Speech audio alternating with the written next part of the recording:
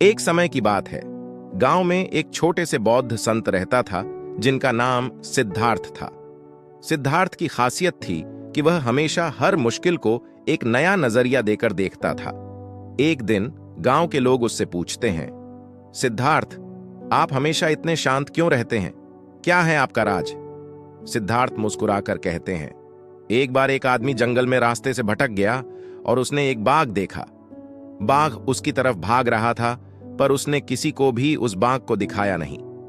कुछ देर बाद वह आदमी एक वृक्ष के ऊपर चढ़ गया और देखा कि बाघ बस एक घने झुंड में घूम रहा था। उसकी ओर देखकर उसने देखा कि एक शिकार की खोज में है, और फिर वह आदमी बाहर से मुस्कुराता हुआ वृक्ष से नीचे उतरा, क्योंकि उसने समझा कि बाघ उसका पीछा नहीं कर रहा था, बल्कि किसी और शिकार का पीछा कर रहा था।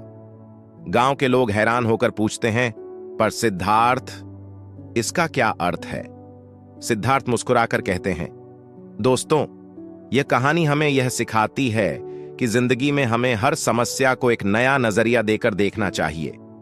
कभी कभी हमें लगता है कि समस्या हमारे पीछे भाग रही है, लेकिन असल में वो सिर्फ हमारे अगले कदम की दिशा बता रही होती है। इसलिए हमेशा सच्चाई को समझें और हर मुश्किल को एक नया नजरिया देकर देखें।